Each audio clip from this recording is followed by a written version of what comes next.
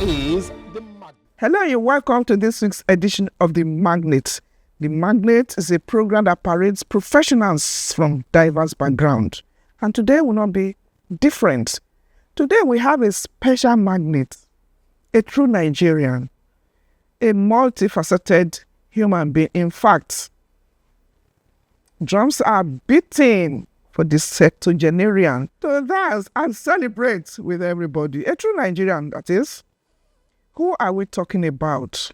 To get to know our magnate proper, let's give you the citation. When we come back, the interaction will be diverse, from oil and gas, maritime, a traditional person, a family person, and then, of course, a philanthropist par excellence. We'll be back shortly. Chief Dr. Ezekiel Ainabe is from a humble background, weathering the storm to epitomize the true saying of grace to grass. Born on the 18th of April 1946, he rose through the rank, leveraging on the free education of the Action Group era of Obafemi Awolowo during his tenure as the Premier of the Western Regional Government in Nigeria. With his resilience, dedication plus determination to get to where he is today, is scaled through different educational hurdles. Having excelled in all examinations he sat for, the lack of resources did not make him to proceed immediately for higher education. As a young child, Ezekiel attended St. Mark's Anglican School, Ijuela and Ekpoma, in Esan West local government area of Edo State between 1955 and 1960. From there, he proceeded to St. Peter's Anglican Modern School, Ekpoma, between 1961 and 1963. Western Boys High School, Benin City, between 1966 and 1970. Having worked briefly to make ends meet, his unalloyed quest for education made this child of destiny to further his education that almost eluded him as a child at Syracuse University, New York, United States of America in 1979 and Newport University in 1989. Chief Ezekiel Ainabe's academic qualifications include,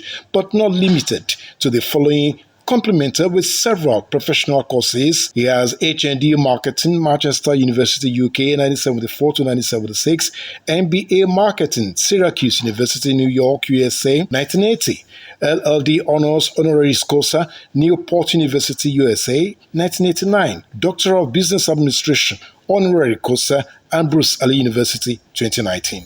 Among his professional courses are Nigeria Institute of Management 1980 to 1987, Petroleum Tanker Ship Operations, World Trade Institute, Houston, Texas, USA, Shipping Marine Services Management 1995, Southampton Institute of Maritime Studies, UK 1990. This multifaceted functionary has served Nigeria in different capacity and presently is the chairman, CEO, Kohi Engineering Nigeria Limited, 2013 till date. Chairman, Chief Executive, Zeke Group of Companies Nigeria Limited, 1971 till date. Former Chairman, Comet Merchant Bank Limited, now FCMB. Former Chairman, Landmark Graphics Nigeria Limited and Albert & Company. Former Chairman, Quantapoint Technologies Limited, 2010 to 2012, past President, Rotary Club of Apapa, 1992 to 1993.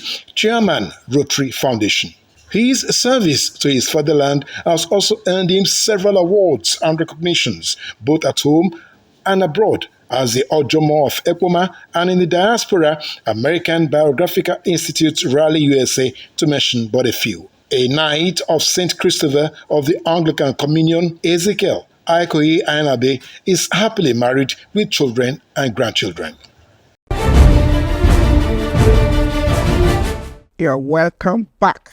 The program is the Magnate, and our magnate today, would you call it an oil magnate, a maritime expert, a traditional person? Name it. It's a great pleasure to welcome to the Magnate Chief Dr. Sir Ezekiel Aikoyi Ainabe. You're welcome to the Magnate, sir. Thank you. Nice to be with you. My pleasure. It's been a while. Honestly. Thank you. The sister. Thank you, sir. Thank you. Okay, so let's take it gradually. The conversation will unfold gradually. Now you're a major player in the oil and gas sector.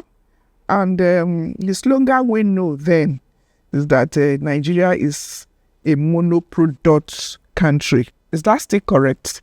And if it is not, How, because they say monoproduct because we rely only in oil and gas and all of that. Do you debunk that from your own point of view? Yeah, I don't think we're really relying so much on oil and gas nowadays. On the look of things are gradually changing. Most of the concentration was earlier on oil and gas. But gradually, I can see Nigeria going in other areas like agriculture and general trading and contracting. So Nigerian contractors are very, very great. You need to see what they have done. And at the same time, they believe we should not rely on oil and gas because the area is becoming too turbulent that we have to diversify in a way. I see Nigeria do that. Yeah. When you talk of turbulence now, can you name one or two? What are the challenges in that oil and gas that you think is still not the mainstay as we speak?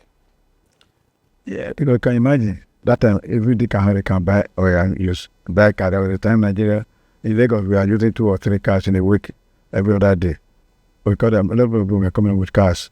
I don't think we can have a lot of Nigerians now buying cars every day because most of them prefer to go by public transport because they cannot afford to buy gas. What do you think is happening? The war in the Middle East? That's right. Some say refineries are not because you are more competent even to speak on this. That's correct. Yeah, and in those days we are relying on government sponsored or owned refineries, but nowadays somebody like Dangote is doing the business to make profit and make return on investment. By so doing, he had to repair his system. That's why the refinery is one of the best refineries in the world. And so using and had to dictate the price. This is how you want to be able to make profit. Government cannot prevail on him. We say at the price that must crash. So those are some of the things that are affecting oil and gas. The pricing. Prices. And then the pricing had to be kind of be fair to all concerned. Government in the past, whether you like it, we are working on the 3 or 4 refineries we have. They are not even functioning now. And then that will bring the fact that we won't be able to be producing enough of demand for the country. My next question is bother on that. If for any reason there was no Dangote, what could have happened to us? Would have been a problem in a way. Nigerians are like, they can buy anything. I remember when telephone was coming up, the former Senate President, David Magnate, the Minister of Communication, said telephone was for the rich and not for the poor. But nowadays, telephone is being bought by even the all inclusive on the street, even beggars, you can buy telephone. But it's now if they are able to adapt. So also, Nigerians have to move forward with the system, with the trend of events. Now, going into that area, if you can afford to buy one car now, you have to be sure you can be able to maintain them, put fuel there when necessary. But if you have to get about 3 or 4 cars, where the money to run it? Yesterday, my boy went to buy diesel at 1,600 naira. Wow. Yeah, how many people can afford that? So that would maintain his refinery, how to make its own profit. He has to be supported, right? Be supported. He has to sustain the ongoing. And yet prices are going up. And the only way Nigerians are buying. They have to survive. We have to survive. We have to move. We are very resilient people, right? Resilient people, that's why we are Nigerians. Interesting. Still talking about this oil and gas, those days we used to hear something about local content regarding this oil. What is that about? So how does it add value to that sector? Yes, indeed, like as follows.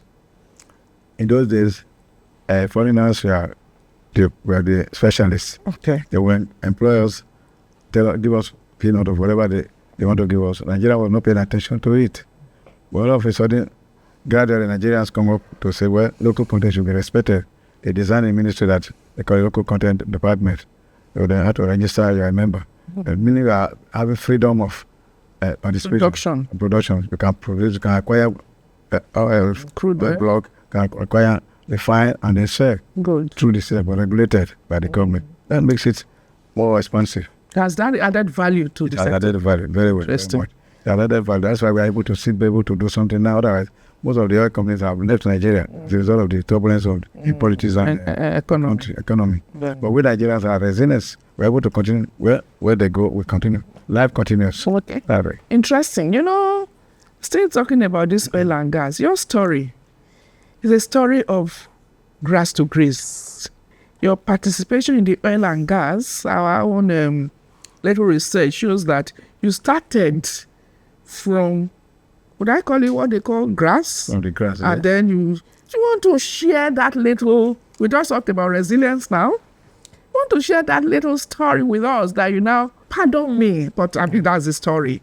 Started as a petrol attendant and rose to own multiple petrol stations. Interesting story, isn't it? It is. When we left school in the late 60s, around 63, 64, what was compared to go to tertiary institutions, apparently they were not forthcoming that much.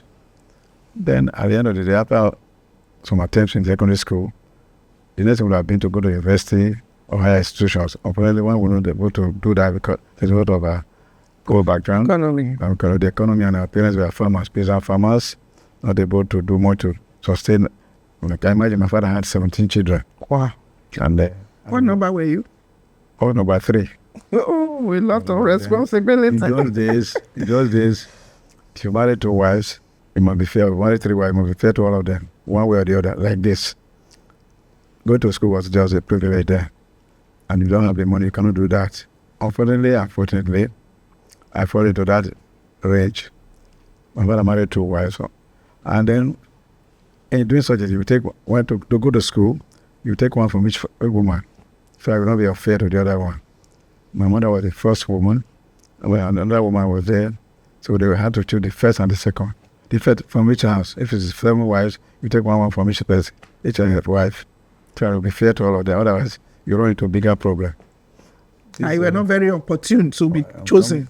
You cannot really make a suggestion. Once it's automatic, it's very obvious that if you are the first son of that woman, you will be the first one to take one, whether they are dollar or not. Well, however, I had a senior brother who is still alive. His name is Sir Michael Ainabe. Was the first in the family. He was taken from my mother's side. The other woman, Joseph Ainabe, was taken from the other woman's side. They had to go to school. And I was following my senior brother, being number 2 from my mother's side, number 3 in the general family. So automatically, I was not to go to school. The other woman I was there to was just went in. The other one, we don't go to school. We had to after the farm, to be family with our family, because that was the main state of the economy that time, of a family. It didn't last for too long before the free primary education came in, which Obasanjo all over the Action Group brought into the country. And then we had to go and be asked for compulsory. At that time, they were compelled to go to school because it was free. So my father had no choice than to allow us to go. I went there, as the case may be. And you excelled. And I excelled. They wouldn't have even taken me, but luckily, there was a sister they were adopting, apart from the traditional. The traditional, put your hand in, you put your hand, cannot touch your I hope you passed the test. I passed the test. It was very easy. They said I was qualified. I was looking at my card, I say. Okay, interesting. Okay, that your resilience of journey from one part of the country to the other, because I dare say now that maybe Providence still has it that one of your best allies, I would say maybe your best friend, is still from the northern part of the country, and you journeyed to precisely Kaduna, the greener pasture and all of that. From what you did then, gradually you build yourself until you became an enigma and a mogul in business. It's right. Yes, from what I was telling you, I was compared to take a risk. Where the Civil War broke out in 1967, and the 1968, I decided to go further. Because I could not get a job in the South, and I know people were living in the North for the South because they wanted to come home because of the Civil War that was going on. I took a risk to go to the unknown. Because the only place I could go to was Kaduna and Kano. But then, because my uncle used to work there, I used to go and visit him. This time around, I remember I should go there and see whether I can get a greener pasture. Since I could not go to school for that, I could not get another job. I came to Lagos, I couldn't get a job for 2 or 3 years. The next thing was take a risk, take a plunge. From that little sojourn, you ended up in a petrol station, did what you could, and at the end of the day, that acumen, that knowledge, that tutorial, that internship that led you to become who you are today, right? Yeah, because I went through this. The first job I would go to was to go out to look for work. I saw a shared petrol station not too far from the stadium, Junction Road. I said, let me try my luck. Because I was looking for anything I could grab for a living. I couldn't get it in the south. And when I entered there, they said I should go to headquarters. They have no right to apply for it. I went to the headquarters at Kakuri Depot. There was a big depot there. I said, I was looking for a job. I said, okay, you want looking for a job? I said, yes. I said, what? I said, anything you can't give me, I will take. Either storekeeper or whatever. Then I said, okay, we can give you a job as a clerical assistant for today. After some training, we are going to take it to the petrol station. Do you mind? I said, I don't mind anything. I don't mind. Provided you can give me something for a living. Then when I went back, they said, okay, take me to the petrol station. How? Are you going to take me to the petrol station to sell? I mean, after that time, I already finished my secondary model school. That was the highest I could get. I'm supposed to, from there, be a teacher. But I was denied of that because they were no more taking secondary model school people to be teaching. I attempted to go to Western High School. It didn't work because there was no money. The highest I give me a job, I would take it. But then, one thing struck to me that if I do, how will I stay as a petrol attendant? I said that people look upon finishers. But when you finish secondary school, whatever, then you are like a university graduate because you are qualified to teach. And that was what I told God. I couldn't get it. Going to the side, I couldn't get it. I said, I will take it. I said, how? The other thing I said, I will do it. I said, I'll go back to them and say, I can take it. Then they gave me back the job. I said, well, after the training, they will know what happened thereafter. I said, but one thing I said I will do is, I will not want to do afternoon duty. I want to be doing night duty so that people will know me, they're not seeing me. Self-esteem. We are ashamed. You know, what I can just speak out from this your story now, just comparative to the present day youth that would not want to mind going through such a, what we call demeaning job, as it were. A quick counsel for them. Because, I mean, you did that and God has endowed you immensely afterwards. Honestly, it is always good for a child to first of all look at the background of the parents, where the family where he's coming from. And knowing that you don't know what you want to be in life. And a child that does not look at the background of the family, of the parents, will not be able to move forward. You know why? They think, or even look at the background from a very rich family, you want to capitalize on that, you want to improve on what your father has done. If you are from a very poor family, you want to make sure you bring your family from poverty to, from penury to wealth. So I look at where I'm coming from. That time, £1, just £1 then, was a lot of money. And £2, £3. I took that job, but I was being taught how to be very modest, prudent, and then do it well. By so doing, from the tips you can survive. And I believe that's good public relations and ready to work and work hard. And that is training and helped me a lot. Congratulations. Okay. Let's go for a short break. We're back to continue this very stimulating discussion and an unfolding story of Chief Ainabe. We're back shortly. You're welcome back. The program is still the Magnate, and we are chatting with, conversing with the Oyakire of Ugbegu. I seem to know your titles. You know, that's right. You're welcome back to the program, sir. Chief Dr. Ainabe. Let's hear a little bit about a similar journey that you have also been, which is a maritime. Those days, to know you with a lot of ships, sojourning here and there. How would you describe your practice in that realm? Yeah, that was another strange place for me. Okay. I started with what do we call it, retail business.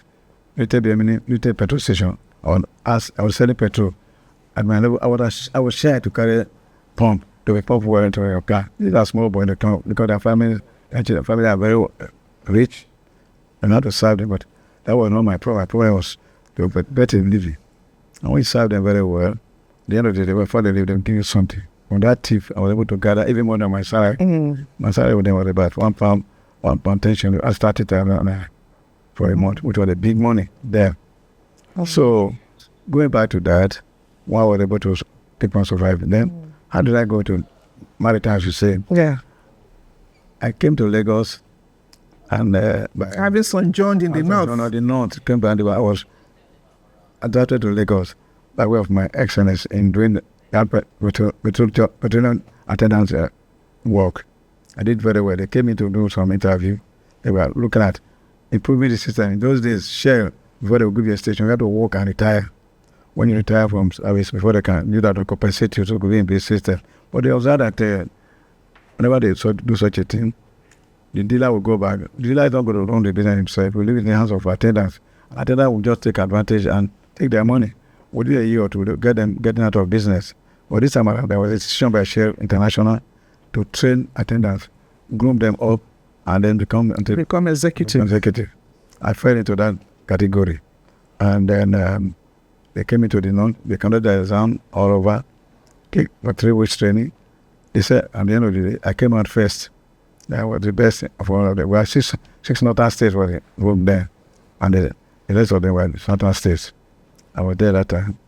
And then all of a sudden, after that training, I got a letter that I should come for supervisory job in Lagos. Okay. If I'm organized for the nationwide staffs.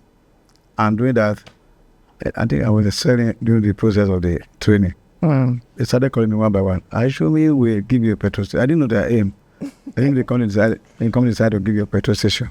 Wow. Probably the way you are doing this. Since you have done the job so well, will you be able to run? I said, yes, why not? I will do that, but I don't have money. But see, that's the other catch. That might be our problem. Your problem, because you have to put some deposit to be sure, because we don't know you. This thing was on. At the end of the day, after the 3 weeks training at Marina, they said I came out first. The whole country. Wow. I said, how? Wow. How? Resilience, steadfastness. Then I said, what will you do for us? I said, well, we have called it in, because all of us will go back to your respective states. I went back to the North Kaduna. Thereafter, I got a letter after about a month or two, said that I should come to Lagos. They have decided to give me the biggest station in Lagos. To take charge of. To take charge of. How? But then they said, I had to put some money. I said, I don't have any money. But they did the research on my background check. They come out to say, well, due diligence. I decided to give it to you. Wow. Trust you. On merit. On merit. I said, that was very surprising. So I don't have to be noticed, but we trust you. They took me to UBA Bank. They said, look, we are putting the money for this guy. So we collect for it. Make sure what he said, we pay to the bank. The bank should be collecting and paying them. And you didn't disappoint them. I didn't disappoint. Oh no, I didn't disappoint them. And from that, I know where I'm coming from. From that sowing of a mustard seed, it grew. It was, okay, congratulations. One of the best dealers in the whole country, in the whole of West Africa. Wow. They did not call me one day. They said, look, my friend, if I carry product from Warri, Port Harcourt to Lagos, to the depots there, because the production was being done there, and they want to be able to bring product by sea to Lagos. The Indians were doing it. I think they were not honest enough. Okay. They were not honest enough. The fuel they would give them in Warri, before they get to Lagos, it was tampered with them. They were looking for an engineer that handled this. Sir Kokoye, one of the managing directors, sure. I was on at that time. Well, I said, can't we want to support you further. We have to have A&P customers, maybe the production market customers across the water. I can always supply them for it. I said, okay. That's how you came into maritime. How would I do that? He said, just need to undo it. So I said, but I don't have money to buy shit. He said, I want to make inquiry. Or you can rent, you can lease. Or they will take reference from Shell. They took reference from Shell in Nigeria. Or me, they said I was a good person. So they allowed me to lease 1 or 2 vessels. I was able to use it to take product from Port Harcourt or Warri to Lagos. That was like I went into maritime. Interesting story. They ended up asking me to come around. Their badges, who they were there, were obsolete, and they were there. Nobody was able to run them. Interesting story. So, we congratulate you. Carried me from oil and gas to maritime services. And more and more. More and more until I had the body pick you up again. There's something that is also very common that is on the lips of people, your philanthropic gesture. You started from a humble beginning, and then the various titles you have earned, the Yakere of Ugbegbe, the Ujomo of Ekoma, the Adono of Egununan. That's right. Am I correct? You're very correct. You know them all.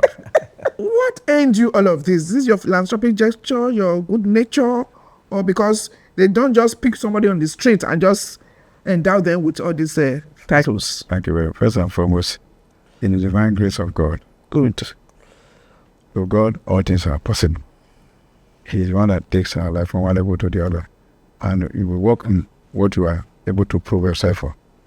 So, I would say that I would say because I'm a chairman of the board, chairman of a Shell or Divine Shell, I forget my roots. Roots. So I go back to my root to know what should be done for this community from time to time. How to help ourselves.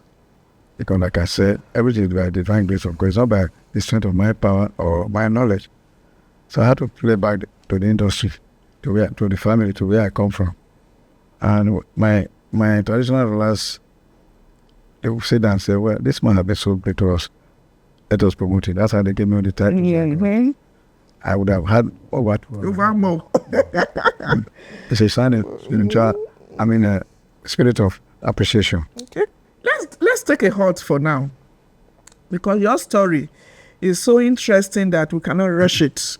Rush it in the sense that there's still a lot of things that we need to learn from you. And you know the slogan in media practice is that a country cannot be said to be developed when the rural area is underdeveloped. And this man sitting here, the Ojomo of Ekwoma, has epitomized that with all the development he has brought to his hometown. You want to know what development I'm talking about? The only way you can find out is to join us same time next week. We shall bring you the continuation of this conversation, the Magnate. Join us. Remember, this particular one, remember to watch it on our YouTube channel. We'll be back same time next week to continue with this very, very interesting story. Join us there.